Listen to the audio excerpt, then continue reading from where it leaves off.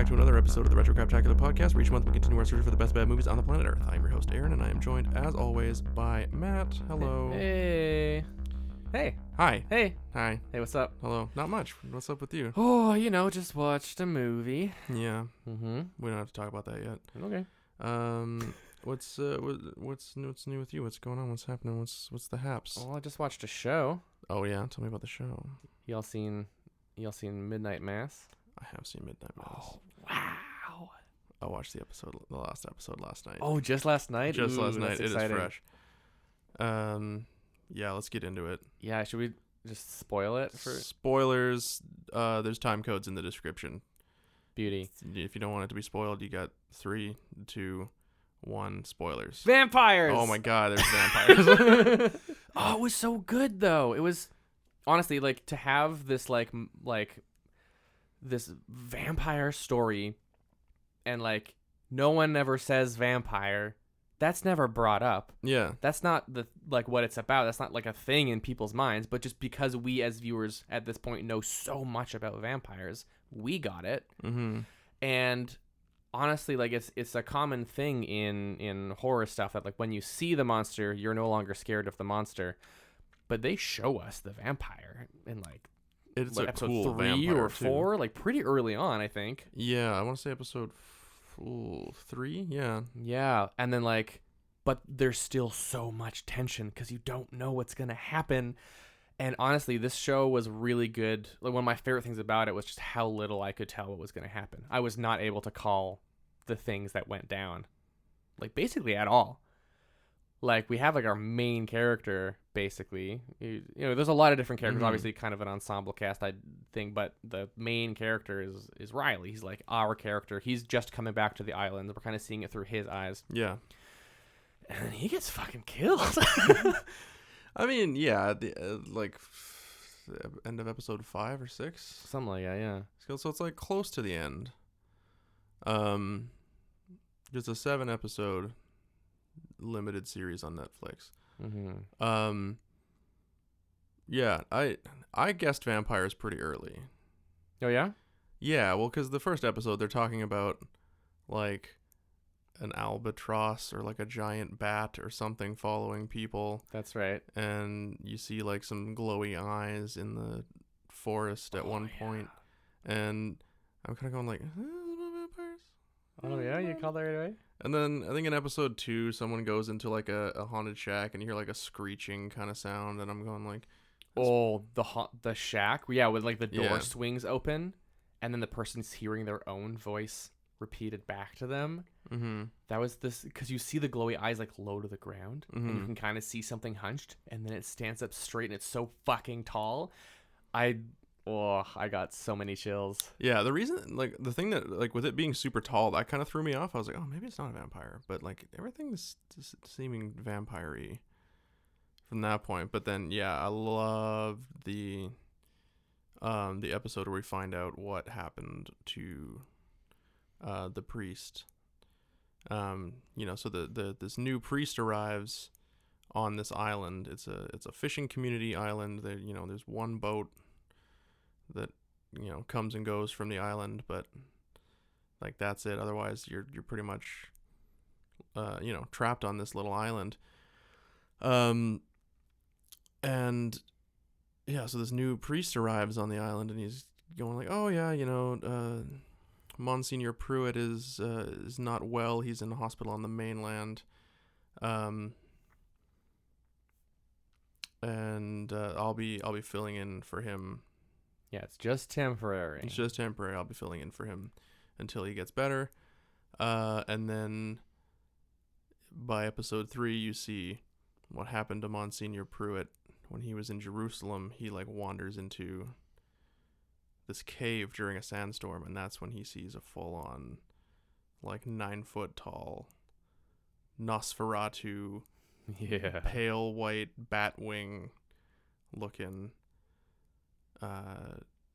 vampire that bites him and gives him his blood, and he heals and reverts back into the young priest that we've seen on the island this whole time, which is like super super cool. Yeah, that was the only thing that I called. Was that he was? Yeah, that he showed up, and I said to Mackenzie, like, that's totally a young Monsignor Pruitt. And she was like, what? I was like, I guarantee you it is. I don't know why I called that, but I definitely did. Huh. Interesting. Yeah, I didn't call that. But yeah, there was a weird thing that I noticed where I'm like, why did he get all these young actors and put them in old age makeup? Oh, Like, surely you could just get age appropriate actors. Like, I get that you like working with some of these people. Because like the dad was the same guy that was the dad in Hill House, and I think he had worked with the doctor's mom. I think had been in something yeah, she looked really familiar. else. I know she was in the movie Starry Eyes, but he didn't have anything to do with that. I think she might have been in one of his films. It's not coming to me, but you know, I'm like I get that you kind of like, you know, this stable of actors. But like why just get someone in their like 50s if that's what the, you know, age is supposed to be. Get someone who's in their 70s or 80s if that's what the age is supposed to be. Like, why are you putting this woman in horrible, like the mother with dementia in particular? Yeah, she was. The old age makeup is horrible because Yeah, she's like 29. Yeah, it was noticeably a lot, and Yeah. I did think that was weird, but then once I had like convinced myself that that was a young Monsignor Pruitt, then all of a sudden it clicked. I was like, oh, she's in old age makeup because she's gonna get younger. They're just gonna like get him. younger. Yeah. Yeah. That kind of, after that episode where he like de-aged, I'm like, oh, that's what's gonna happen. Yeah. But yeah, in terms of like stuff that Mike Flanagan has done, I think this is like by far my favorite thing. Yeah. Hands down. I think I still like Haunting of Hill House a little bit more myself because I love it so much, so enjoyable. But Midnight Mass close second. It was phenomenal, so well told and so tense. Yeah, and he's on a heater right now for sure. And like someone asked me, they're like, "Is it scary? Like, is it like a horror show?" And I was like, "No."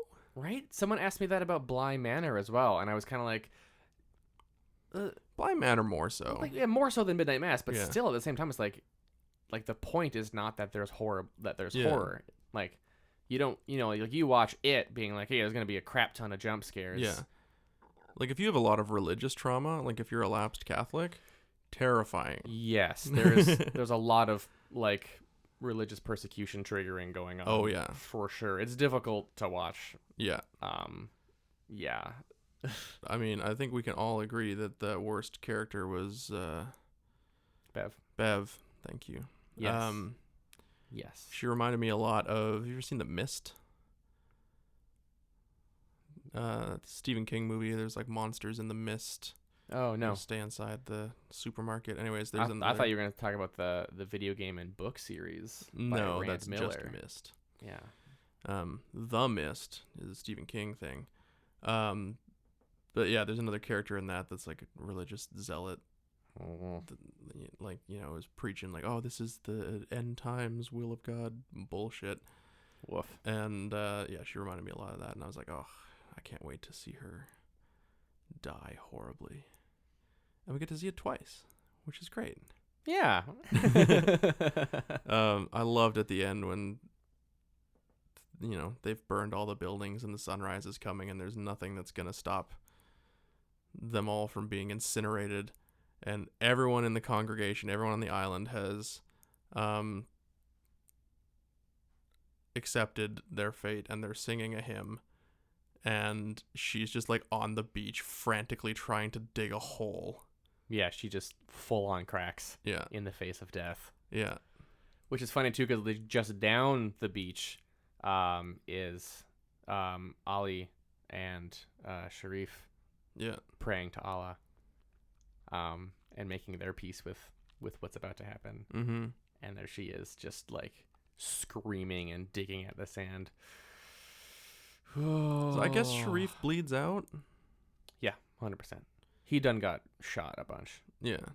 And yeah, so he dies just before the sun comes up, it looks like. Yeah. He's like the only one that doesn't get turned. And the doctor who. Right, she spits out that moment is so good. Yeah. Oh Yeah. my gosh. Yeah. It's a really good show. It was It's really phenomenal. I know Mike Flanagan has like 4 more shows in the works at Netflix. So. Oh wow. Is that what you meant when you said he's on a heater? Well, I just mean like he's been strike. Oh, he's hot stuff. He's yeah. If a baseball player's on a heater, that means they've been hitting. Oh, okay. This is not a term that I'm familiar with. Yeah. So someone's on a heater. It's good. In my mind, I was like, is that like, are they in the hot seat? Like, are they in hot water? No, It's like they're on fire. He's on trouble. Is the Catholic Church really mad at him for something? Probably. No. Yeah, he's on fire right now. Okay. But yeah. you can tell that this is like a personal, very, very personal project for him. It felt like it. Because he's a recovering alcoholic and also a lapsed Catholic. So it's wow. So this is This is he had a lot of insight. He had a lot of things to say with this, and I think he said them. Honestly, there was so much in there. Like aside from the story and the setting, aside from like the horror and the drama, there was just so much like. This is how a lot of people experience the Christian church. This is how a lot of people experience addiction and loss and family. And it's just so powerful. And then it's just all encapsulated by this really well-written horror story. It's so well written. All the characters are very well rounded, and there's long scenes that are just pages and pages and pages of dialogue. And like often monologue. Oh yeah. And it's captivating. Absolutely. It's so well shot. Like that scene, like what do you think happens when you die? Yeah. That whole scene. That's like 20 minutes. Yeah. Of just the two of them saying what they think happens when you die, and it's like one shot for like each person, pretty much. And it's so good. It's so good. So yeah. Oh my God, Midnight Mass. Yes. Rave reviews, 5 out of 5. Yeah. Cannot recommend enough. Absolutely. What about you? What have you been up to? Well, last night I attended the Abbotsford Film Festival here in our hometown, I guess. We've never really mentioned where we've said before, like, oh hey, we're Canadian, by the way, Canadian. just in case I think people we've talked like living near Vancouver. Oh, okay. Yeah. Anyways, yeah, we grew up in a shitty little town about 45 minutes to an hour away from Vancouver, depending on traffic. And what you consider Vancouver. Yeah, that too, I guess. Yeah. But anyway, so the second annual edition of the Abbotsford Film Festival. The first night was last night. The second night is tonight. I'm going back again tonight. But we participated in the 48-hour film contest. That we did. Where you have an entire weekend, 48 hours to write, shoot, edit, and deliver a short film, a 5-minute film. Which doesn't sound like a lot, but it's a lot. I mean, it sounds like a lot to me. Sounds like just a really bad idea. Yeah, and like if you're doing it on your own, terrible idea. Oh, I can't imagine. Delegating was great. The only reason I stayed sane on this one was because I didn't have to like shoot all day and then also edit. Oh, yeah. I can't imagine. Around 11:30, I rolled up to the editor's place and handed him the last bit of footage and was like, "Here you go." And he had to stay up till about 4:30 in the morning. 4:30, he said, yeah. Finishing the first cut. Finishing the first cut. You decided to record all the music from scratch. Sure did. Which I think might be like one of the main factors in the fact that we won best 48-hour film last night. Heck yeah. I mean, that is a level of dedication that I hoped would have been recognized. Yeah. Did they know like before? Like, did the judges know? Well, so the films happened, and then there was like a little Q&A that happened afterwards, which was like kind of awkward. And I think like by far our team was the most experienced. there, because I mean, I went to film school. I've Yep. worked in television for a long time. I still work in television to some extent. Yeah. I've made many short films either as the director, or I've just been around them either in school or outside of school, and so have you and the other people involved all have various levels of experience making short films, and so it I think we were maybe better prepared, or were able to do more in that short period of time than people who have less experience were able to do. That makes sense. We knew exactly how much needed to be planned ahead of time to be like realistic about what we could get done. Mm-hmm.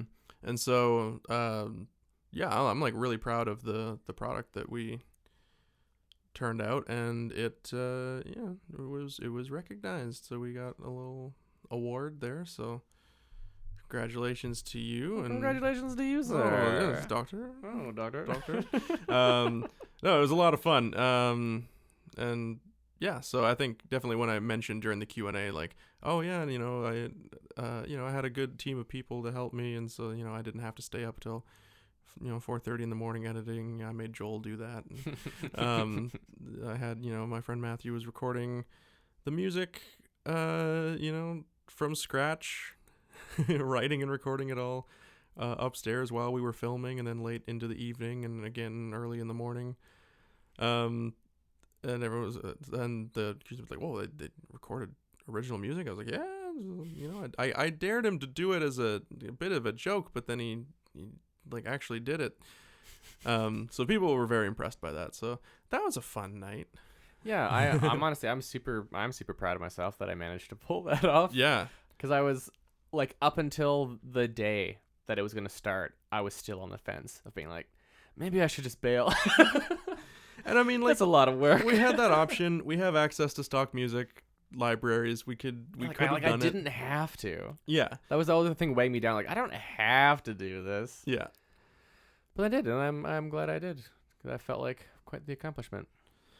Yeah, no, it turned out very, very good. And the scene with the bottle, I won't spoil anything. It is going to be up online. It might be up online by the time the podcast goes out.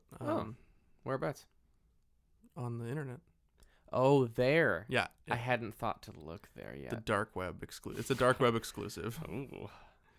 You have to buy it with Bitcoin or Dogecoin. All my money's in Doge. So. Good. I think it's down right now. It'll come back. It'll bounce back. It always does. So, no, it'll be on YouTube. And if it's not up by the time this goes out, then I'll tweet out a link to it on the podcast Twitter. Perfect. But if it is, then I'll just drop a link in the description of the episode. People can watch it. So yeah, that was kind of what I've been doing, and it was fun. I hadn't made a film in years. Gosh, yeah, it has been a long time. It's been a long time. I mean, I've been busy doing TV stuff for so long, and one of the reasons I've scaled back how much TV stuff I'm doing is just because it was like taking away free time for me to do what I actually want to do, which is make films, narrative stuff, right? But the TV stuff. If you ever need another soundtrack in 48 hours, I know who you can call. Well, yeah, that's the thing. Now you've set the bar too high, because I'm gonna expect tracks. Shit. Much quicker than. Just to be clear, what I submitted was unmixed and unmastered tracks, because I didn't have any time for that. It was all composing and recording. It worked fine. So I would need, twice that amount. Shit.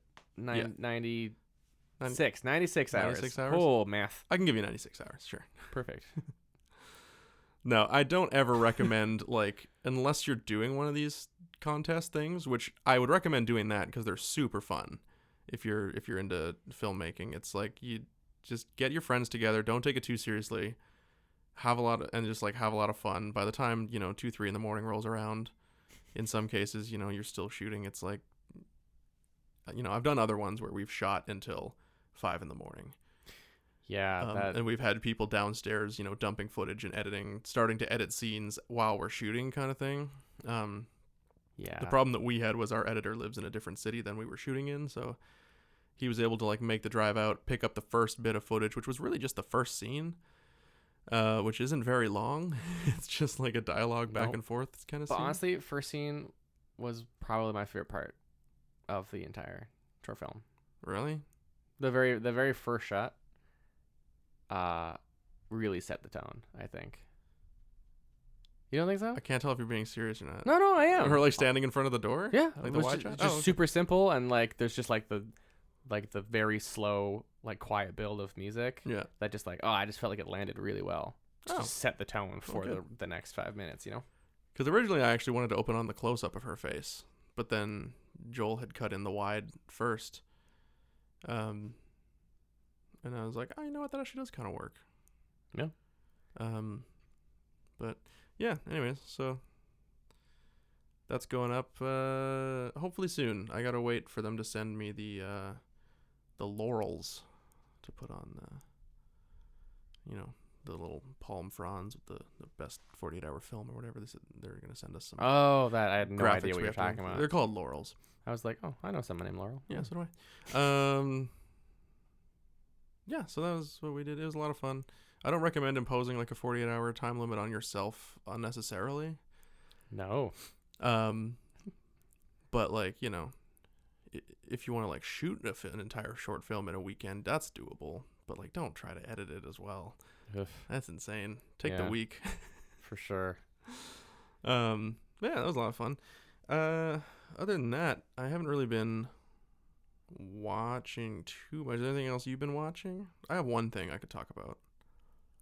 Go ahead. Nothing's coming to mind for me. Sure. I've been watching a show on Disney Plus. It's a Star original. I think it's like a FX series, but they put it on Disney Plus in Canada. It's called Reservation Dogs. I've heard of this. I haven't seen it though. It's executive produced by Taika Waititi. But it's a group of Native American teens in, I want to say Ohio. Right. Yeah. That are like trying to save enough money to move to California. Yeah, crazy. And it's the first show to have like indigenous creator and all indigenous writing and directing staff. Wow. I believe. And then majority of the crew is also indigenous. And the cast is, all the main characters obviously are indigenous, and then there's some non-indigenous side characters and stuff like that. But it's really good. Cool. I'm really enjoying it. There's 7 episodes out now, and I think there's a total of 8 in the first season. 8 or 9, I can't remember. But it's really good. It's it is fun. It's serious when it needs to be. It's funny when it needs to be. It's a good mix. Sweet. Yeah. That's good to hear. Yeah, it's definitely been on my radar, so now I know. I should check it out. I'd recommend checking it out, yeah. Sweet. Yeah. Anything from you feel we need to bring to the class? I'm trying to remember. I don't remember if it happened before our last episode, so I might have already talked about this, but I watched a very old and important movie for the first time. I don't know if you talked about this. Oh, well, I finally watched Schindler's List. I had never seen it. Oh, okay. And did you have a good time? Yeah, it was great. It's just something had been on my list for like so long. And then every time like Kenzie and I are like, oh, we should have a movie night, it's always kind of like, is tonight Schindler's List? And they're all both like, no. Yeah, and no. then we watch something else. It's definitely like... But it finally happened. There was like some stormy night where we were both like, so glad that summer's over. And we were just like... be sad. Time to let's make some fucking chicken nuggets and fries and watch Schindler's List. We get like the comfort food. We got a cozy blanket and our big fluffy dog. And we watched Schindler's List. And I do not regret watching it at all. It is an incredible film. Yeah. Very well done. Holy crap, though. It's can't even. Would you watch it again? No, never. Yeah. Never again. Again, I don't regret watching it, but never again. I've never seen it. It's sitting on my shelf, and it's one of those things where I'm like, one day. Oh, you've never seen it No, either. I've never seen it. Okay, now I don't feel so bad for taking so long. No. Yeah. It's one of those things where I'm like, not tonight. Yeah. Tonight is not the night. It took me like half of the first scene to realize that the main character is Liam Neeson though, because he's so young in this. Oh yeah. I was like, that looks familiar. I don't know. Liam Neeson and Ray Fiennes. And right? Ray Fiennes, yeah. Yeah. And crap, the name, whatever. Ray Fiennes, who looks exactly like Joseph Fiennes looks now. Yes. it's freaky. Very much so. Yeah. Cool. Yeah. Well, so there's that. Oh, there is one thing I saw, which I won't talk about a whole lot because I'm assuming you haven't seen it yet. But I finally saw. Finally, it's been out for like a week. I saw No Time to Die. Oh, you did? Yeah. No, I haven't seen that. I say finally because it's supposed to come out like fucking year and a half ago. Well, yeah, but here we are. I remember when that was the first movie to like move dates because of the pandemic, and everyone was like, well, that seems a bit premature. Nope. Good call. Yep. Good call on that one. It's fantastic. Oh yeah? It is a phenomenal final outing for Daniel Craig as James Bond. Nice. It rounds off his chapter or his tenure as Bond nicely, and it leaves the door open for them to go kind of wherever they want with it. Interesting. They've got a bit of a...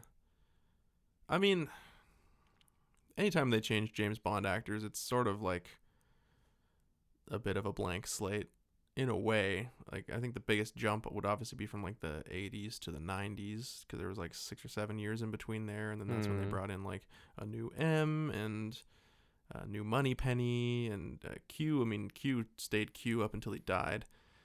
Right. The actor. Yeah. And then they brought in John Cleese for one movie. Oh yeah. What? I totally forgot about that. To be the new Q, but yeah, it's like they've left the door open to kind of go and do whatever they want. Whoops. I'm kind of torn because I really like the supporting cast, and so I'd kind of like them to just bring in a new Bond and, you know, not address it the way they always do. You know, just like the cast stays the same, and then it's just a new Bond. But I'd also be down for them to do like a retro, like throwback to like the 50s or 60s, and do like a retro movie. You know, some like Cold War spy shit could be fun.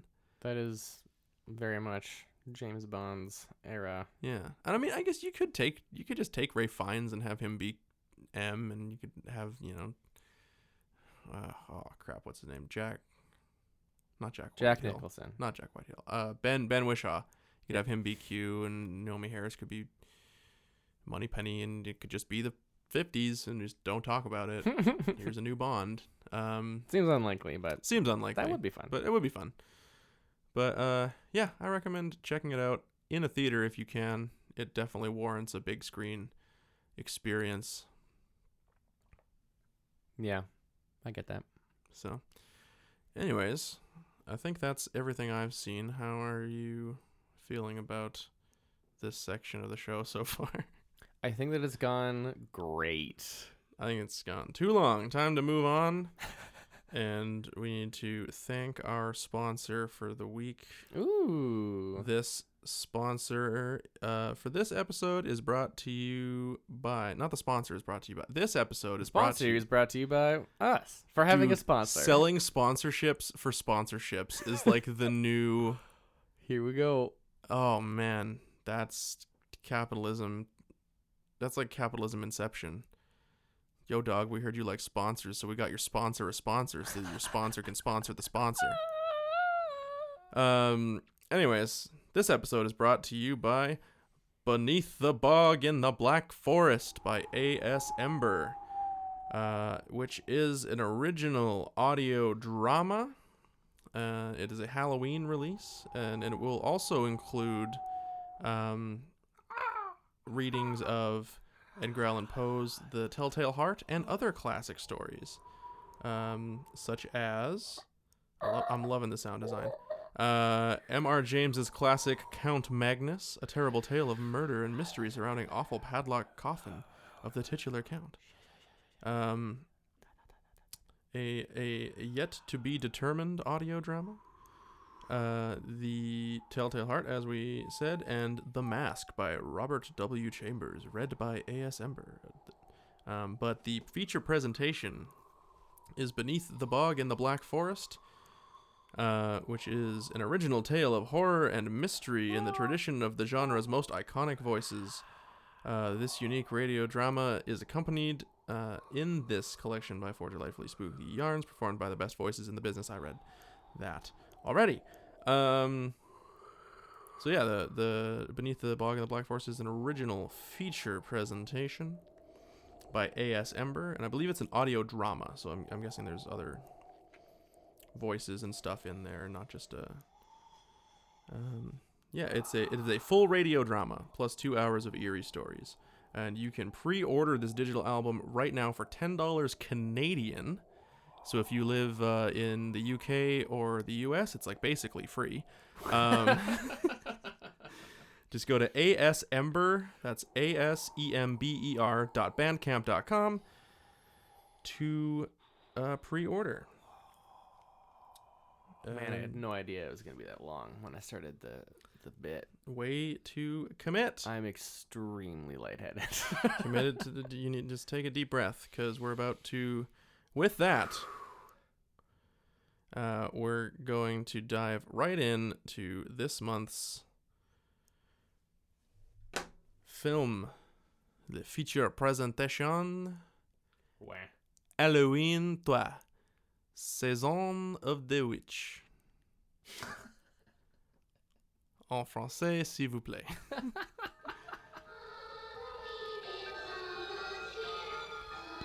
You don't really know much about Halloween. Halloween. The barriers will be down between the real and the unreal. And the dead might be looking in. The last great one took place 3,000 years ago when the hills ran red. Halloween, the children. You happen to know anything about this Cochran? All I can tell you, mister, is watch out. He's watching you, friend, I guarantee you that. Trick or treat, trick or treat. Hey, Mr. Cochran, just what is the final process? Fellas, I was just kidding. Witchcraft. To us, it was a way of controlling our environment. Hey!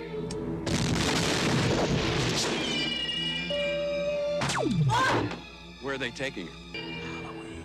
The world's going to change tonight, Doctor. Happy Halloween. Stop it!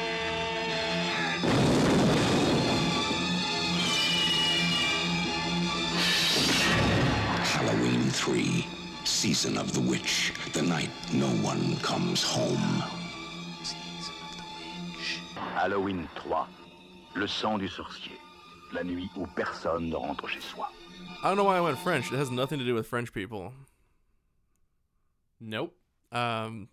There's a lot of Irish people, in fact. There's quite a bit of Irish in this film, and Well, at least a lot of people pretending to be Irish. I don't know. Yeah, I do have a quote to read about that later. There's a very funny, Very well. very funny review from the New York Times. But we'll get to that at the end. We're Right. summing up our thoughts.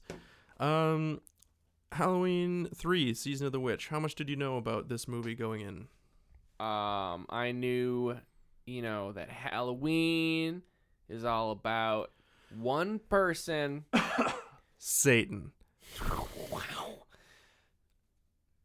Not really. Not really at all. The Halloween. Oh, you're talking about the Halloween movies. Yep. Yeah. Mm-hmm. Yeah. And that person has nothing to do with this movie at all. Famed Canadian comedian Mike Myers. There it Is is. the star of the Halloween franchise. What a career he's had, eh? He's mastered comedy, horror. What can't he do? Stay dead. Get a job. Oh. Oof. Whoops. My bad. I love Mike Myers. No, obviously, Halloween 1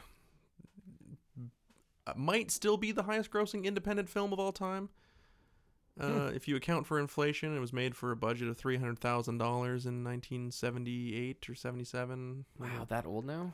Uh-huh. Wow. Yeah, 40 years out. Wow. 43 years out. Wow. I think, if it came out in 78. But, and then went on to gross like 700 million worldwide. And I don't know if that is including, home video sales and re-releases and all that kind of stuff. But I know for a long time it was the most profitable, maybe not the highest grossing, but it was the most profitable like budget to money ratio independent film of all time. Crazy. And so obviously they wanted to make a sequel to it, and they're like, all right, yeah, what do you want to do for a sequel? And John Carpenter and Deborah Hill were like, we don't want to do a sequel. That sounds stupid. But their agent was like, you should do a sequel, because if you're not involved in the sequel, then you won't have you won't get residuals for the franchise, right? Like if you stay on long enough, then you. Right. Some entertainment, I don't know if it's a guild rule or whatever, but so legal bullshit. Legal bullshit. They had to be involved in the sequel, so John Carpenter was like, fine. The owners of the property and the producers, they wanted to bring back Michael Myers, and they were like, no, we don't want to do that. We want to do like an anthology, and they're like, no, people want to see Michael Myers, we're going to do Michael Myers. So for Halloween 2, they brought back Michael Myers, and they finished that story off in Halloween 2. At the end, Dr. Loomis blows him and Michael up in the basement of the hospital, and it's like, all right, great, Michael Myers is dead, it's cooked, he exploded, he's done. He was really on the heater. No. No. He was in the hot seat. Ah, yeah. right. I mean, he was on a heater earlier. He killed a lot of people in that movie, but but yeah, so he was dead. And then for the third one, they're like, all right, look, we killed Michael Myers in the last one. That story's over. Can we please do the anthology now? And they were like, fine. Just call it Halloween. And they're like, great, yeah, we'll call it Halloween 3, Season of the Witch. And we're, from now on, it's going to be an anthology, and every year there will be a new, spooky movie in theaters set around Halloween, with different, elements of Halloween. And so for this one, they delved into the origins of All Hallows Eve and the pagan Celtic origins of the holiday. Which isn't pronounced Samhain like it's spelled. Yeah, they get that right in this one. They call it Samhain in this one. Yeah. In Halloween 2, Dr. Loomis, Michael Myers writes Samhain in blood on the wall. And Michael classic. Myers is like, yes, the festival of Samhain. He's worshiping the, the festival of the harvest, whatever. And he called it Samhain. But it's Samhain, and they get that correct in this one. And it's, so it goes back to the Celtic origins and, paganism and witchcraft, and that's why it's called Season of the Witch. But what is it really about, Matt? Well, it's not about witches. There's 0 witches in this. Also, Season of the Witch doesn't play, which is also disappointing. Yeah, missed opportunity. I gotta say, the soundtrack, though, was pretty cool. Honestly, like, right off the bat, the best thing about this movie was the soundtrack. John Carpenter did compose it with someone else whose name I don't remember, and they're not important. But John Carpenter was listed as the first composer, so I'm assuming he did most of the work. Probably. But yeah, it just... Maybe the other guy just wrote the Happy Halloween theme song, and then they had to put him I hope not. in there. But And they had to put him in an asylum afterwards. yeah, dude, I might check myself in a bit. Ooh, yeah. Anyway. Yeah. Yeah, soundtrack was great, hitting all the, like, creepy retro synth soundtrack points that it needed to. It was very well done. Very, very well done. Mm-hmm. Can't say that for the rest of the movie, however. Yeah. I'd say I like the idea of trying to do an anthology. Yeah, some anthologies are phenomenal. They could have been American Horror Story before American Horror Story. Could have been. They weren't. No. There's a reason why the next one is called The Return of Michael Myers, and it's because no one liked this one, and no one went to see it. Although it did, like, earn, I think it was like a $2 million budget or something like that, and it earned like 2.5 million was the budget, and it earned 14.4. at the box office. So still bringing in roughly, let's say, $10 million profit if you account for the, double your budget for prints and advertising ratio, which I don't know if that was the case back in the 80s. It might have been slightly less. It might have been 1.5 times your budget kind of thing. But still, technically would have turned a profit, but I guess just reception was bad and didn't make as much money as they wanted to. So. Yeah, especially if like the first one was so successful. Yeah. So yeah, what even is this movie? Really? So we'll break it down for you. The main character is a doctor. Right. I continually throughout the entire movie forgot that he was a doctor and assumed that he was a cop. He looks like a cop because he has a cop stash. He's a doctor, and sorry, I'm so bored by this movie. He's a doctor and he's divorced, and he shows up to bring his kids some Halloween masks he bought, and they're like, "Dad, you idiot! Mom already got us silver shamrock masks. Go suck a dick, Dad." And he's like, "I won't do that." Yep, that's exactly the dialogue. And then he gets a beep. Yeah, I'm committed to memory. I'm doing it verbatim. And then he gets beeped on his beeper. And he has to phone into the hospital. And they're like, "A man came in. He's crazy. You gotta get down here." And he's like, all right, I'll be right there. I gotta go. I can't take the kids. And she's like, "But you promised." And he's like, "I can't do it. That's enough." And he walks out. And he goes to the hospital because duty calls. I get it. Yeah, if you're a doctor and you're on call, there's you not gotta really go. much you can do. You gotta save lives. Clearly a very strained relationship there. Yeah. She needs to be a little bit more understanding that this is for the greater good.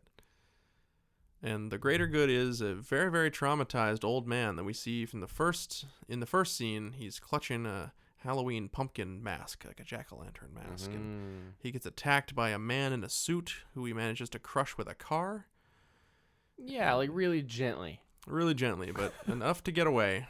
And wanders into a gas station where he collapses and says, they're coming. And then the gas station attendant, it's like, "Oh my God, this man just passed out," and he phones the ambulance and whatever. And then that's when our doctor meets him, and he's on his little hospital bed getting wheeled through the hospital, and he's clutching that pumpkin mask.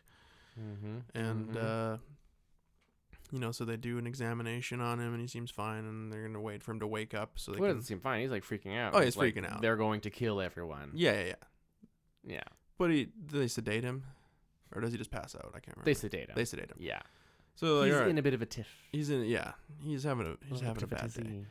So the doctor's like, "Oh, just like take a nap on the couch." When he wakes up, we'll ask him what happened, and because he's freaking out, but like physically, they're not, they don't need to do surgery or anything on him. Yeah. So they kind of he's fine. But when that happens, another man in a suit comes into the hospital. That's the sound.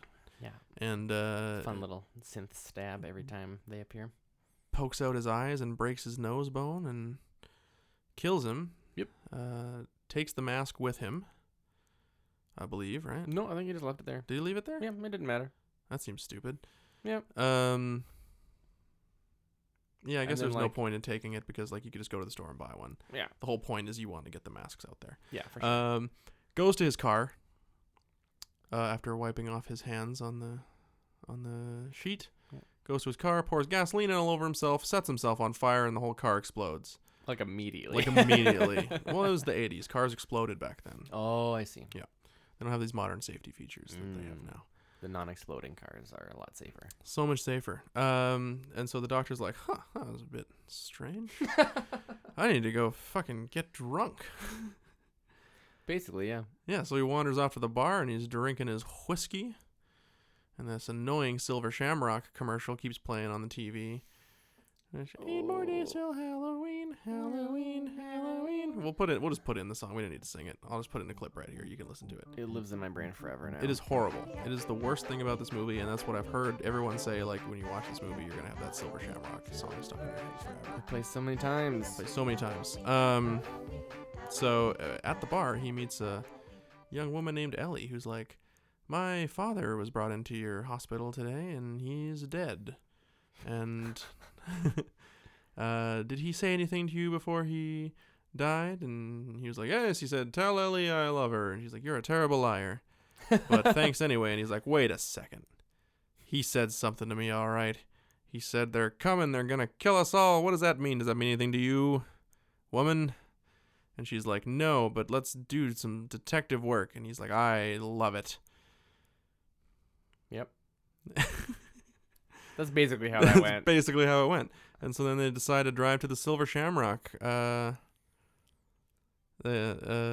she had already been like retracing his steps and like they figured out the date that he went missing, and he was going to go pick up a shipment of masks for his like general store / toy store that he ran. Yeah. And so they're like, all right, that's the last place that we know he went. Yeah, the Silver Shamrock Mask Factory and some like company town, and it's like the whole town is kind of owned by the Silver Shamrock Company in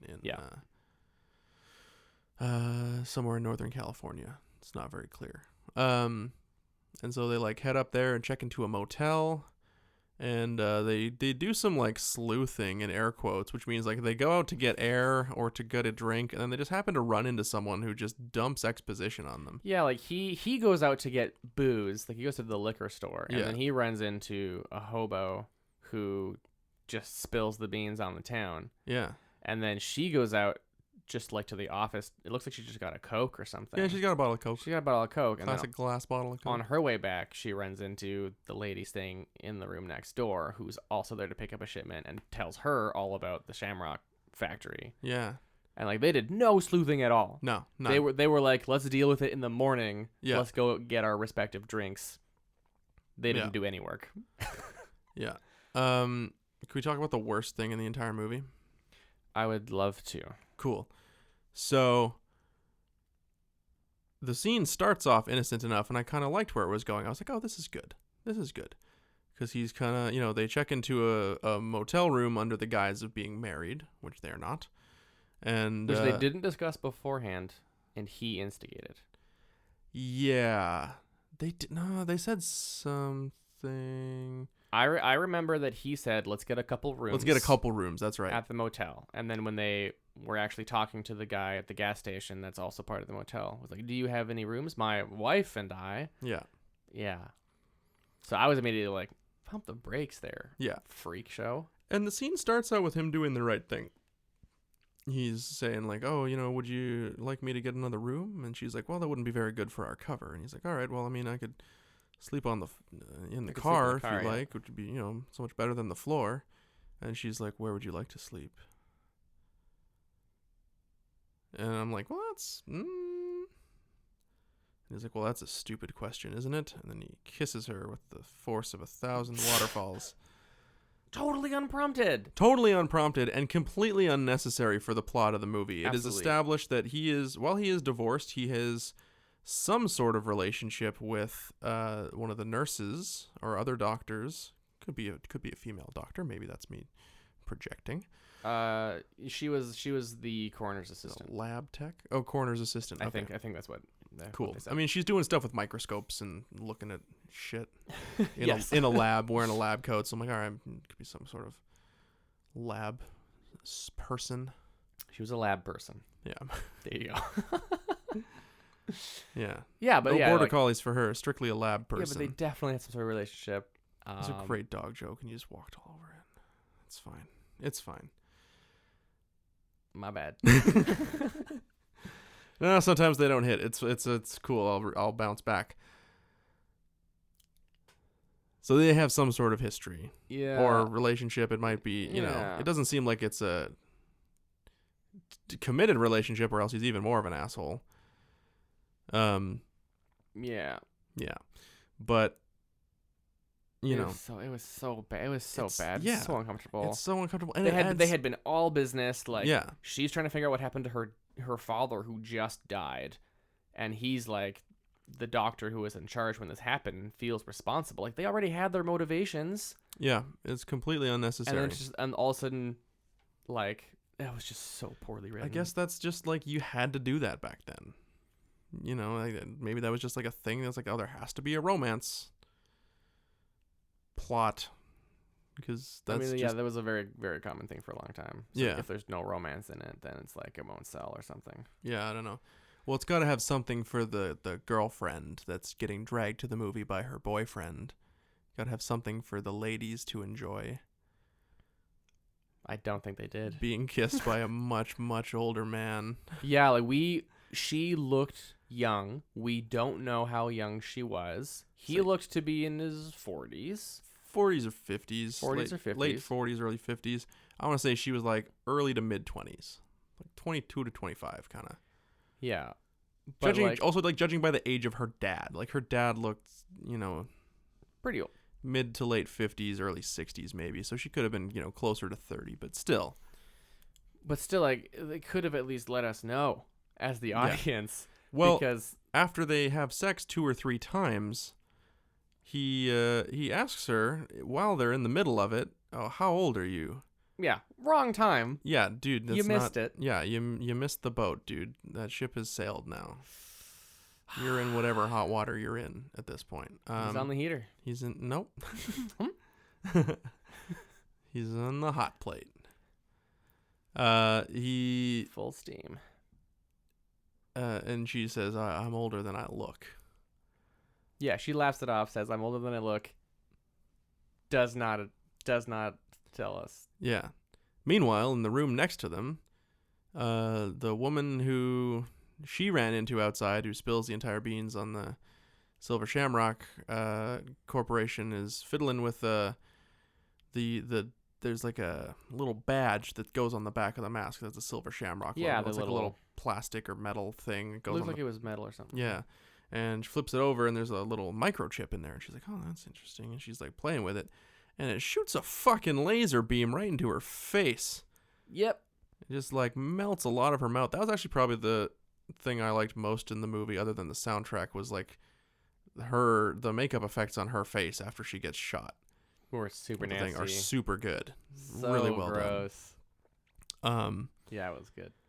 But, so then she's getting hauled off, and this is when we're introduced to the arch nemesis, the big bad for the movie. Crap, what's his name? Something, he's Irish. Mr. Irish. Cochran. Mr. Cochran. Cochran. And he's there. He's like, "Oh, let me through. I'm a doctor." And he's like, "Oh, no need. We're gonna take her somewhere for medical attention." I was like, "Where are you taking her?" He's like, "Oh, to the factory. We have all the facilities there." Yeah, we have like an emergency medical facility that's like of the highest order or whatever. Yeah. And it's like, "Okay, that's weird." And then they go off and talk like, "Well, what happened? What happened there?" And he's like, "Oh, it's a misfire." And they overhear this, and then the Dr. Mustache and his lady friend are in the motel, and like, "What was that about, a misfire?" Like, "I don't know. We should go to the plant." And so they go to the plant in the morning, and there's a family that we didn't talk about. They run into them when they're checking into the motel. Oh, that's right. Really bratty kid. Really bratty loud. kid. Really loud, obnoxious dad who's, I guess, some sort of salesman, sells these masks. Yep. Has a store or something like that. Yeah, we learned that he's the salesman who has sold the most Shamrock masks.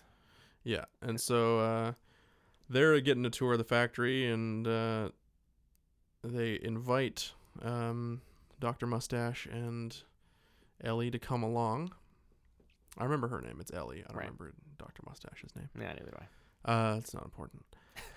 And so then, they get a little tour, and eventually, what happens? Well, they they get to like the end of the production line, and there are the masks, and the kid is like, "Oh, I want this one," and he's like, "Oh, well, that one hasn't been through final processing. Here, let me give you this one. It's in a bag, and it's been quality inspected and stuff." And the salesman's like, "Well, what happens in final processing?" And he's like, "I can't tell you that. It's a trade secret, just boring quality assurance stuff." And so there's like a part of the factory they're not allowed to go to. Yeah. So he at that point sees standing around a bunch of completely still dudes in suits, Yeah. dressed exactly like the one who killed Ellie's dad. Yeah. And he's like, we should get the fuck out of here. And they start to leave, but then Ellie sees through a garage door that opens up the partially covered green car that she recognizes that belonged to her dad. Right. And so she starts to run toward it, and then those suit dudes kind of like block the way, and then she just kind of stands there and looks at them, and then Cochran, like off in the distance, is like, trade secrets. And then she awkwardly backs up and goes and hugs the cop stash dude. Yeah. And then it cuts. And I just thought the entire thing was really awkward and not well done at all. There's a lot of that really awkward, not well done in this film. Yeah, that is a recurring theme. Could put it on. That could be the title of the review. Is really awkward and not well done. So yeah, he goes back to investigate at night. Well, no, they both go back to their motel room. Yeah. But then he goes to the office. He leaves her in the room. He goes to the office to try to make a call, and none of his calls are going through. Right. When he comes back, she's gone. She's gone. And he sees a line of 5 no expression suit dudes coming his way. And so he beefs it. Yeah. Cheeses it, sorry. He cheeses it. Sorry, I was getting my cheese and my beef mixed up. Yeah. He's got beef. He's got beef, but he needs to cheese it. Yeah, he needs to cheese it. Because the heat's on. And he's on a heater. No. Now I want fondue. Yeah, we'll do that. We'll do that in a second. Yeah. Yeah, he cheeses it to the factory where he tries to break into the area that he's not allowed in and ends up fighting one of the men in suits who turns out to be a robot full of orange blood. Speaking of fondue, it's full of pumpkin guts. Full of pumpkin guts. Yeah. Do you do pumpkin fondue very often? Or? No. I thought that yeah. joke was going to go somewhere else. It didn't. Mm-mm. No. That's all right. We both missed a couple. There we go. The pumpkin people. The pumpkin people. Pumpkin robots. Pumpkin bot 5000. Yeah. Yeah, he punches right through their guts and pulls out a fistful of orange goo and some wires, and he's like, "What the hell is this?" And then a bunch of them show up, and Cochran is there, and he's like, "Well, my curious friend, let me show you everything and explain my evil plan, because that's what we do here. We explain evil plans. It's a trope that we gotta." The worst part, because there's like the obligatory, the villain captures you at the beginning of the 3rd act or whatever and explains the whole plan. But like the thing is, he starts to like kind of hint at it, but then he says, "A good magician never tells," right? And then I thought, he's not gonna do that trope, and then he just did it anyway. And he just does it anyways, yeah. But I'm a shit magician, so here we go.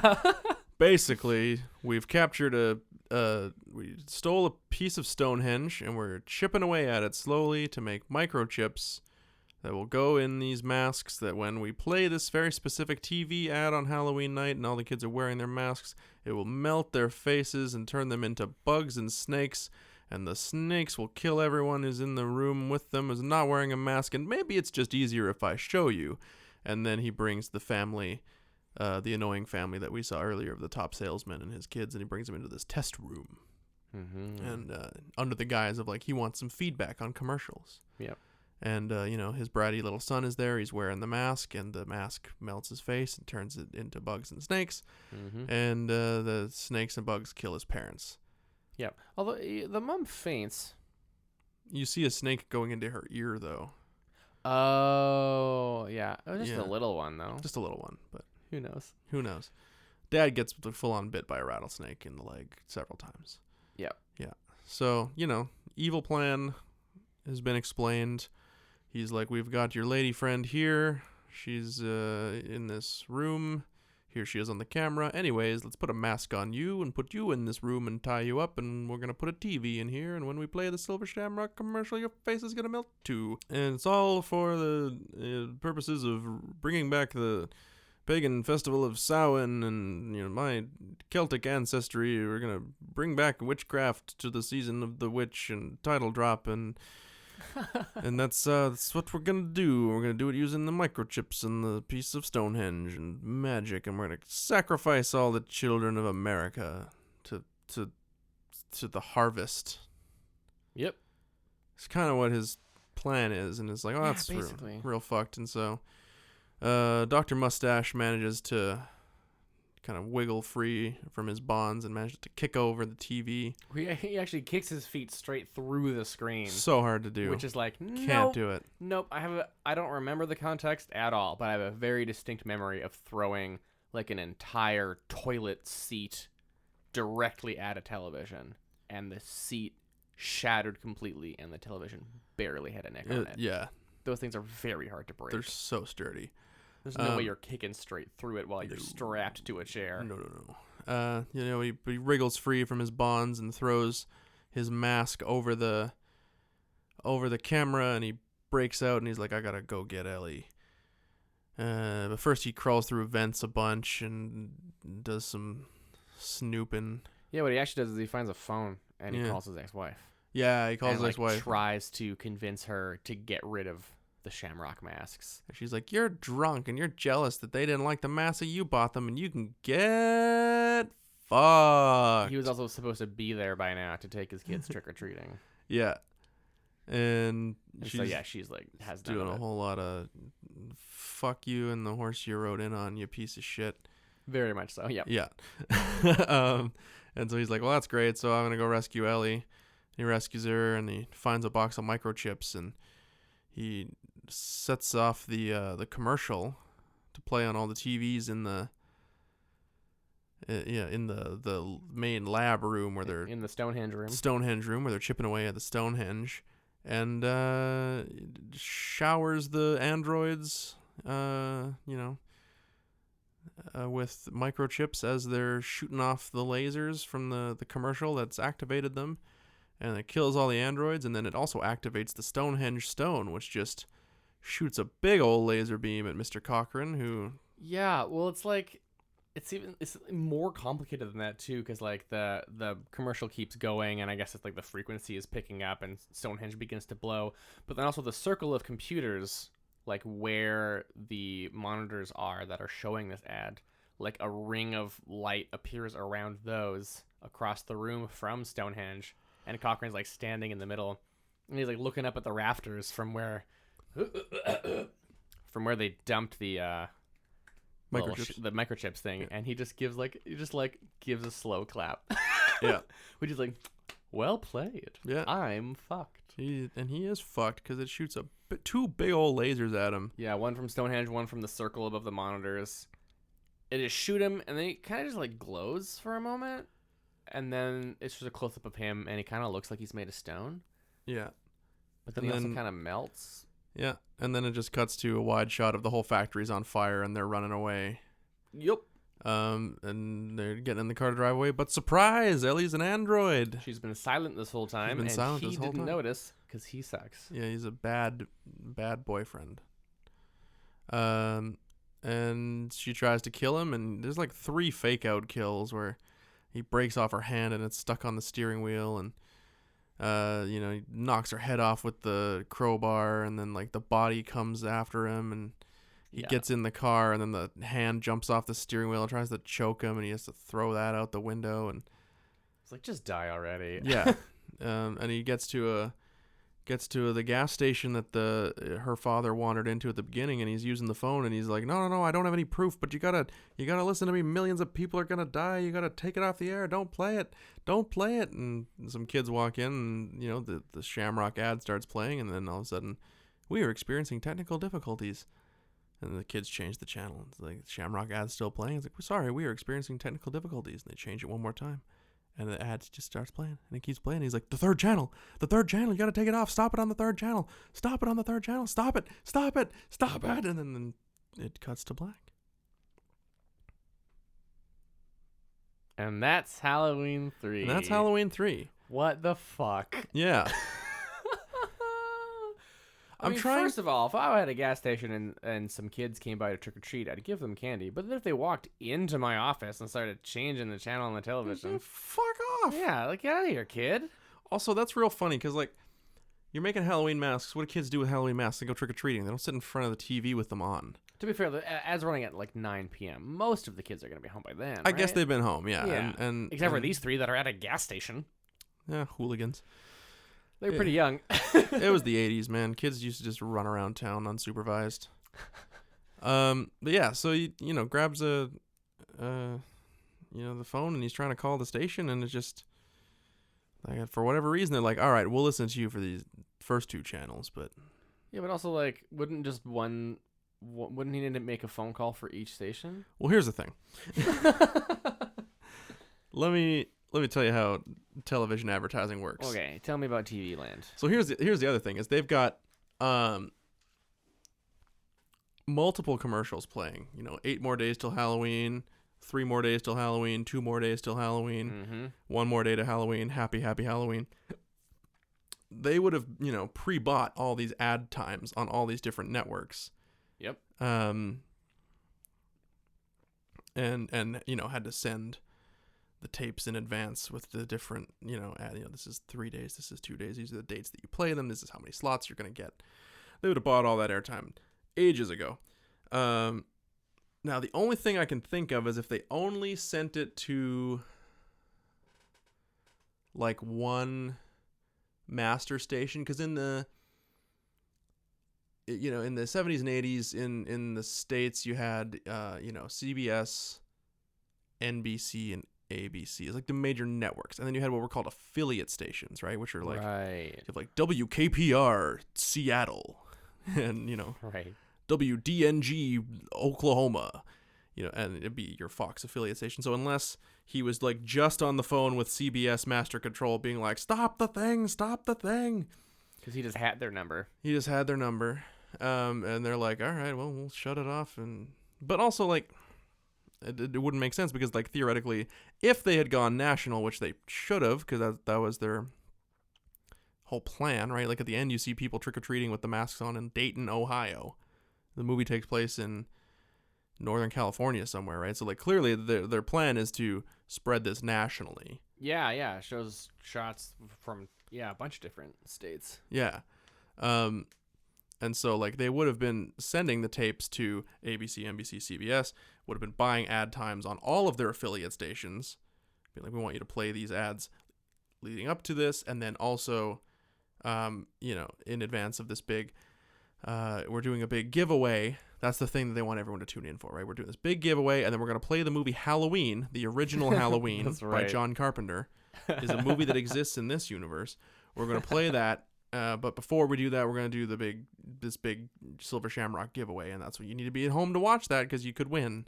It's not clear how, but, There's even in one of the shots where there's, like, a Shamrock van with speakers on it, like, saying, like, it's almost time for the giveaway. Everyone get in your homes and turn on your TVs. Yeah. I was like, wow, that's intense. So, I mean, unless it was just on the one network that they were, I guess this is a Universal movie probably, so NBC. But... if it was like just on that network, and then from there they would have sent it to all the affiliates. But still, like, no, that's just me nitpicking because I know how television ads are sold and populated. But maybe for the sake of the movie, I'll give them the benefit of the doubt because most people wouldn't be privy to that sort of information. But it's like, no, dude, you can't just like make a phone call and stop it from going out, because it's going out on like every affiliate station across the country. They're going to be rebroadcasting this thing. Like, that's the one thing I don't know how it works, because it's totally different now because it's all digital. But like if it was like each station would have like had master tapes that they had to play themselves, or if they were just like sent a signal from the home broadcaster and then rebroadcasting that signal. But I'm assuming they would have had their own master tapes, because you would also sell, if you work for WKPI Chicago, and I'm just making these up, by the way, they all start with WK. WKPI Chicago, you would have had local ads for like, Jimmy's Meat Shop, downtown Chicago, come get your meats. and you know, your local car dealership and all those like horrible like homemade ads where you just get a guy with a video camera just like, do you need cars? yeah, I have cars. I have a fuck ton of cars. Come down to Swanson's Cars and get all the cars you could ever want. Yeah. And then it ends with someone trying to say something in unison and it doesn't work. And yeah, lots of star wipes. So many star wipes. So many star wipes. So, yeah, like him trying to stop it it's very futile. The fact that he even got 2 of them off the air is kind of a fucking miracle. But it didn't matter. It didn't matter. It didn't matter in the end. All the children died. Matter. Yep. That is what is implied. Yeah. Is that families across America died. Which is like cool, I guess. You know, you went for this Twilight Zone kind of vibe by doing the anthology, right? They're basically doing Twilight Zone, but it's on a huge budget. Mm-hmm. So like, props to you. You got to throw in the dark twist at the end, right? There's always something at the end of those Twilight Zone episodes where, you know, ma'am, there's a gremlin on the wing of the plane, and then it's like, oh, it turns out he was just crazy, but then it's like, oh my god, no, the gremlin's trying to get in the ambulance at the end or whatever. Yeah. I haven't actually seen that episode. I've just seen the Simpsons episode where there's a gremlin on the bus. The Treehouse of Horror. Yes. Yeah. Same season. Yeah. Yeah, so that was and then it's Hans Moleman driving a gremlin in auto, just drives him off the road. It's so good. Oh, it's good stuff. So that's the villain's plan, I guess. I'm trying to decide if this concept was good or not, and it was just poorly executed, or if the whole idea was bad. That's tricky. I think working in sci-fi and microchips sort of like overcomplicated it. If it was like, if you're calling it Season of the Witch, maybe just be like, we're gonna like, you know, put little pieces of Stonehenge infused into all the masks. I thought for sure when she saw like the back of that thing, I was like, oh, it's gonna be like a spell. Yeah. Inscribed in like runes, Celtic runes. Yeah, that would have made way more sense, and right? Then it was a chip, and then she like took a bobby pin out of her hair and started poking at it. Because that's what you do when you find a strange computer board, right? You that's what I do. Stick metal in it. Yeah. Yeah, and 100%. then she got lasered in the face. Yeah, that's why I've lost 3 of my fingers. Yeah, it makes sense. Yeah. I was not going to ask. Not going to stop. Can it keep going? So yeah, no, that was a really weird choice. But it was like, it would have made more sense for them to... from Stonehenge? Yeah. And so it was like, because, yeah, Stonehenge is magical. We all know that. It would have been like way more sense if it was like a druidic Celtic cult and they had stolen a piece of Stonehenge and brought it to this thing, and they're like, we're going to do this ritual. And, you know, at 7 p.m. Pacific time or 6 p.m. Pacific time, when all the kids are out trick-or-treating, and there might still be some on the East Coast, we're going to do this ritual, and the energy from Stonehenge is going to activate all the runes that are on, you know, the inside of these masks. Maybe there's a piece of Stonehenge in every mask, you know, maybe the things themselves, the badges themselves are carved out of, you know, pieces of stone, whatever. And then that's what's going to trigger, like, if it was magic, but it's like this weird sci-fi TV signal, like... Yeah, and he's got all his robots, his pumpkin robots. Yeah. The pumpkin robots really... And by the way, they don't look like pumpkins. They look like regular men in suits, just when they bleed orange, which is why we're calling them pumpkin robots. Yeah. Yeah. They get a bunch of blood spill out of their mouths, and that makes me want to make pumpkin cookies. Yeah. So. But it should have been... I feel like it should have been more magical and less science fiction. Yeah, we can agree on that. Yeah. I think. So yeah, I don't know. It was just a bad concept. Partially. I think having the sci-fi robot microchip part of it was bad. I think, like, is the idea though of like people wanting to like revitalize, you know, pagan practices through, you know, mass sacrifice by doing witchcraft on Halloween night, like, and, you know, through Halloween mask, like, is that a bad concept? Because this is what's really kind of weighing it for me about whether or not it's one big pile of shit or whether or not it's craptacular. Because I feel like there's an idea here that's not terrible, but I just don't know what it is. You Well, know? I think the fact that we need to think that hard about whether or not this even idea would ever work makes it bad. Yeah. Yeah, maybe. So, like, yeah, I mean, it is tough. There were parts of it that, like, I was like, ooh, well done. I was like, ooh, that's cool. You know? You like, Yeah. like he does the whole, like, evil plan spill thing, but, like, the doctor pays attention to which buttons the robot is touching in order to activate the ad. Yeah. Which then he later uses to activate the ad. And I was like, that was a nice touch. Well done. Yeah. But then, you know, they do stuff where... Well, they don't do any actual sleuthing. Yeah. So, like, that's dumb.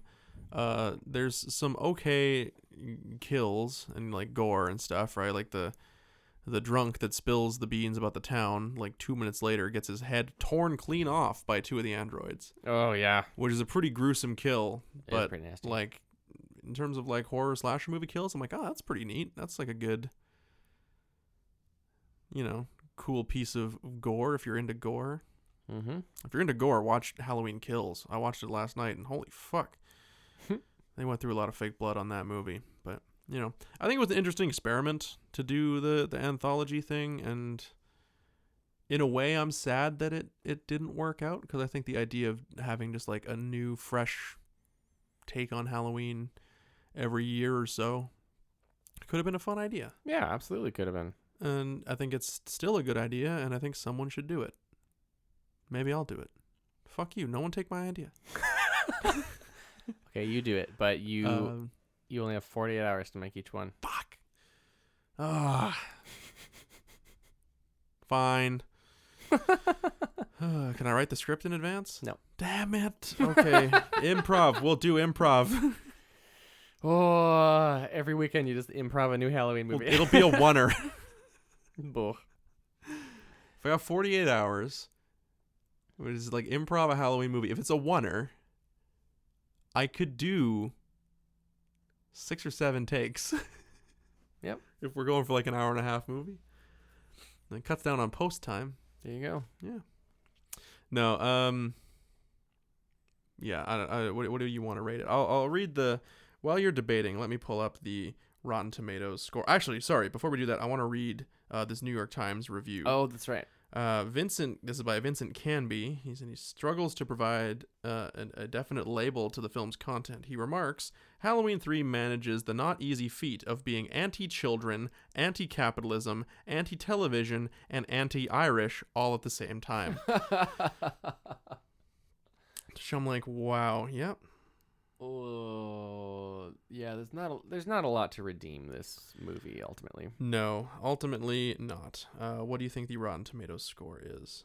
I'm gonna throw it to pretty. I feel like pretty bad. I feel like pretty. Well, It's not terrible. I'll say it's not terrible. What is it like? 37? Oh, so close. 39. 39. Oh, that was really close. 39, yeah. So the critics' consensus, the audience score, by the way, is 27. So, okay, which is interesting because I've heard that this actually kind of has like a bit of a cult following. Like it's turned into a bit of like a midnight. Bad shit always does. Yeah, it turned into like a midnight movie kind of thing. But the critics' consensus is it's laudable deviation from the series formula, notwithstanding. Halloween 3: Season of the Witch offers paltry thrills and dubious plotting. I think that's accurate. I think that's fair. Yep. What are you gonna give it? I'm gonna give it one big pile of shit. That is one big pile of shit. Honestly, there was a point when we were watching the movie where I was like, oh, I just realized that none of us have said anything or moved for like 30 minutes. Yeah. Just because we had nothing to remark on or react to. I think when I'm in this situation, it always kind of goes back to me where I'm like, would I watch this again with friends? Like that is also something that I consider too. Yeah, I'm like, I just did, and I wouldn't. Yeah, I don't think I would either. So I think that's one big pile of shit for me as well. Yeah, sorry, Halloween 3. I don't think I would be like, you know what, guys, let's put on Halloween 3 and have a good laugh. I don't see it. No. Happening. I may watch this movie again years down the line because I forgot. But no, in terms of being like, yeah, that was a good time, let's put it on purpose. Doubt it. So yeah, that kind of brings this episode to a close. don't forget to check the link in the description for the ASMR audiobook. Oh yeah, or audio drama. That's gonna be good. That'll be in the link below. And until next time, we have a. If you want to get in touch with the show, follow us on our socials. We got one link, linktr.ee/retrocrappod. Anything and everything you could ever want is going to be there. Also, last episode, anything and everything. Wow. All your deepest desires will be, as long as they're related to this podcast, will be. Well, never mind then. Yeah, sorry. There is that little caveat. Just got to say that for legal reasons. Yeah. But we did talk last week about doing how we're starting up a little shop, a little secondhand media shop to try and recoup some costs. It costs money to host a podcast, and we do this for free because we love it, but just a little help paying the bills of hosting things, and I buy quite a bit of movies to watch on the show, and so the ones that I don't want to keep anymore for my own personal collection, or because I've upgraded, or I've just seen something cool when I'm out hunting, that's going to go up on this show. It's called the Retro Shoptacular on Instagram, so check that out. By the time this episode goes up, that account should be live, and a couple of items will be listed on there as first. What we're going to do is we're going to list the items on Instagram first. Right. If you like them, you want to get them, they'll be slightly cheaper, and then after that, they will go up on Etsy. So if you see something you like on Instagram, you want to snag it, shoot us a DM, pay through PayPal. We'll ship it out to you. If not, you got to go through Etsy. And we talked about doing a giveaway of the Steel Dawn VHS. Oh, yeah. So I think we're going to do that. So for that one, the details will be on the Retro Shoptacular and the Retro Craptacular Instagram. But basically, follow both pages and like the post. And leave us a comment with your favorite Patrick Swayze film. And we will pick a winner from that, and we'll send you out a Steel Dawn VHS tape, the very same one that we watched for our episode last month. Yep. And that'll be... It has been through my VCR. Yeah, it has. It's been through my VCR as well. I digitized it. Cute. Yeah. Well done. Thank you. You're so, welcome. Yeah, that's how we're going to do that. So, again, all those details will be up on the Instagram pages, and the Retro Shoptacular page will be added to the Linktree link. So, just take a look there. And if you want a sweet Patrick Swayze VHS, you can get it. You can watch it. You can see what all the fuss was about. If you have a VCR. If you got a VCR. I mean, I feel like the people listening to this show have a VCR. Yeah, probably. Maybe. Maybe. I feel like we're a very VCR friendly podcast. That's a good way of putting it. Actually, yeah. That covers a lot of bases right there. Yeah. VCR friendly. Because I feel like I own a VCR, you own a VCR. Of course. If people share our interests, chances of them also owning a VCR, pretty high. So, and if not, there's probably still one at your parents' house. Go borrow theirs. Probably, yeah. And you might be able to thrift one as well. Oh, you can thrift them all the time. Yeah. I see them all the time at thrift shops, and they're never very expensive. Like, just buy a bunch, keep them in your closet, and as soon as one dies, just... Yeah, for real. I mean, like, eventually they'll be extinct. Like, it'll happen eventually. Oh, yeah. Which is why anytime I find rare tapes and stuff like that, I'm started, like, digitizing them. Good call. Yeah, so I've digitized Steel Dawn. I have it forever. That's not a good call, but that's fine. And I can pass on the tape to other people. Cute. But yeah, anyways, that's I think that's the show. That's the show, for baby. the month. Happy Halloween. Happy Halloween. Damn it, Aaron. Yeah. I'll just put it in one more little stinger of that song just right here, just in case everyone ever know. Oh, no. We'll be back next month, which is November. It is. I forgot. What? We have a question. Oh. Let's do it. I'm so good at the show. I know, you really are. I'm not. I don't pick up any of the slack. We got an email from someone named Carter. They didn't tell us where they were from. Oh, well, hello, Carter. Hello, Carter. Carter wants to know, what are some outdated movie tropes that you think should make a comeback? I do have an answer because I saw this a couple days ago. So I've been thinking about it a little bit. Well, so then please share. If you want me to share with the listeners. I would like to see movie theme songs make a comeback. Oh, I think we've talked about that before. And not necessarily like like the James Bond, the big like title sequence. Although title sequences are cool too, and they're way out of date. Not a lot of movies do them. In fact, most movies are putting the title card at the end of the movie now. Movies, that does happen a lot. Movies just kind of start. Like any Marvel movie, they'll show the Marvel logo, and then it's just, you're into it. Mm-hmm. So title sequences would be cool. But movie theme songs in particular, like, Will Smith was notorious for them, right? Oh, like gosh. you got your Men in Black, Obviously. Wild Wild West. Yeah. Nod Your Head, Black Suits Coming for Men in Black 2, which might be the better Men in Black song. Yeah, I said it. Dream Hot Warriors. Dream from Warriors? Nightmare on Elm Street Part 3, Dream Oh, Warriors yeah, by yeah, Dawkins. I'll put in a little clip of the thing right here, just enough that we won't get kicked off Spotify.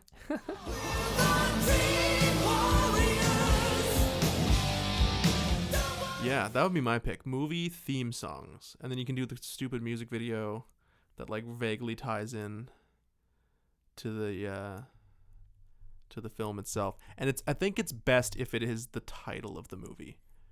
Yeah. Because, when the Spider-Man, or Sam Raimi Spider-Man movie came out, they had the song with Nickelback. The guy from Nickelback, and they say that a hero will save. Yeah. It's like, well, that's not, it's just a music video of him playing on a rooftop in New York, and you got clips from the movie playing. It's like, no, I want a song called Spider-Man 2002. Yeah. I gotcha. Like that kind of thing. That'd be fun. Oh, Flash Gordon is the best. Flash Gordon is a great example. Yeah. Yeah, that's a great example. Like, I knew that song long before I knew about the movie or had even seen it. Yeah. They've got 2 great movie themes under their belts because they also did the Highlander. Yeah, Highlander is so good. We are born to be kings. I was watching a nerdy game show where they were doing a special where they would start to play theme songs to live action TV shows, and whoever could guess it first got the point. And here started playing, and I was like, the Highlander. Nice. Yeah. When I went to see Queen, they did not do Princes of the Universe, and I was a little bit upset. Oh, yeah, it's too bad. They didn't do Flash or Princes of the Universe. I wonder if they own their internet. Whatever. It's Queen. Still play it. Yeah, I guess. Anyway, what do you got? Anything you want to see make a comeback? I don't know. I'm like, I don't know. I really like it when a movie sets up something that looks like it's gonna be a trope, but then they subvert my expectations. Yeah. So I don't think that I really have one that I'd want to see make a comeback. I just really like it when movies are like, oh, this is gonna happen, and then it doesn't. And then it doesn't happen. Oh, interesting. Yeah. I like to be tricked. Okay, but has that in and of itself become a trope? Maybe. Of audiences in a post-Scream world, are we now trained to expect the unexpected, and maybe doing the thing that you're told to expect, and then you're like, I'll be right back. You're like, oh well, he's gonna die, but wait, he won't die because that would be too obvious, and then he does die. Is that now subverting the subversion? Or is that bad filmmaking?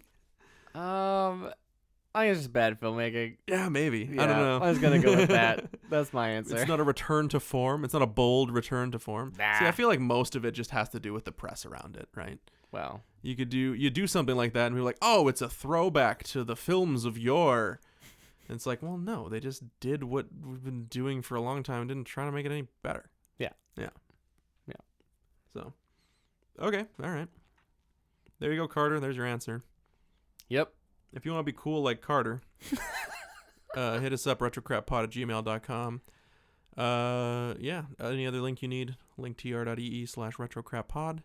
And that is it. We will be back next month with a movie. I like movies. I know you do. And that's why, specifically, I picked a movie that I know you will like. Oh, what is it? I picked it specifically for you. I'm not stalling for time. Okay. To scroll through my phone. We are going to watch Arena.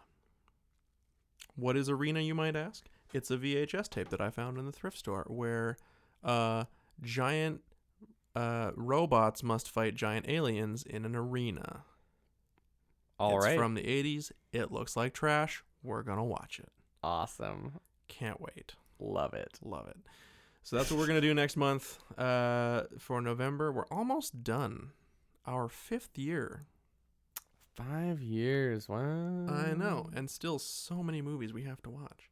We'll never stop. We'll never just stop. We're doing this podcast. Can you imagine if we were like 60 and we still got together once a month to make this podcast? That would be special. That'd be awesome. That'd be very special. You see the thing with Elektra? What? I said with Elektra. Who's electric? It's Daredevil's girlfriend. She died. Evel Knievel? Yes. It'll be funnier when we're actually 60. Trust me. Stick around for that. We got another 30-something years to get there. I'm not going to reveal how old we are. 30-something. I love it vague. I know you do. Just like Ellie. And with that, it's time to leave. Thanks so much for listening. Keep watching crap. Really?